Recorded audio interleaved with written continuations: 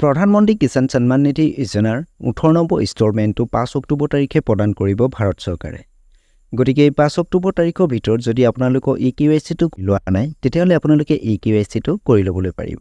So EKYC কৰিবলৈ মই description বক্সত লিংক দি ৰাখিম, আপোনালোকে সেই ভিডিঅ'টো চাই পেলাই নিজৰ EKYC-টো কৰি ল'বলৈ পাৰিব।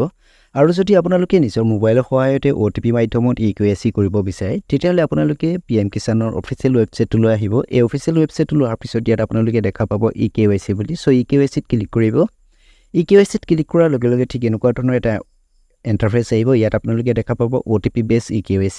ইয়াত আপোনালোকৰ নিজৰ আধাৰ কাৰ্ডৰ নাম্বাৰটো দিব। আধাৰ কাৰ্ডৰ নাম্বাৰটো দিয়াৰ পিছত সাৰ্চ কৰিব। সাৰ্চ কৰাৰ পিছত আপোনাৰ আধাৰ কাৰ্ডত যিটো মোবাইল নম্বৰ লিংক আছে সেই মোবাইল নম্বৰত এটা OTP আহিব আৰু OTP-টো আপোনালোকে সাবমিট কৰিব। OTP-টো সাবমিট কৰাৰ পিছতে আপোনালোকৰ EKYC কমপ্লিট হৈ যাব। সো মোৰ বৰ্তমান EKYC কৰিবলগীয়া নাই, সেইবাবে মই আপোনালোকক EKYC-টো কৰি দেখুৱাব পৰা নাই। আৰু যদি আপোনালোকে বিচাৰে EKYC-টো নিজে কৰিবলৈ তেতিয়াহ'লে আপোনালোকে OTP বেছ মাধ্যমত EKYC কৰিব পাৰিব।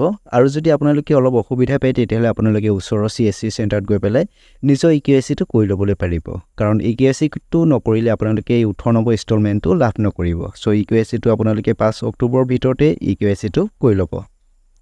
এই ৱেবছাইটটো খোলাৰ লগে লগে ঠিক এনেকুৱা ধৰণৰ এটা ইণ্টাৰফেচ আহিব। ইয়াত আপোনালোকে দেখা পাব পেজটো স্ক্ৰল ডাউন কৰিলে ইয়াত আপোনালোকে দেখা পাব Honorable Prime Minister will release by the installment of PM Kishan scheme of 5 October 2024 মানে 5 অক্টোবৰ তাৰিখে আপোনালোকৰ যি 18 নম্বৰ ইনষ্টলমেণ্ট 2000 কোটি টকা প্ৰতিজন কৃষকক প্ৰদান কৰিব ভাৰত চৰকাৰে।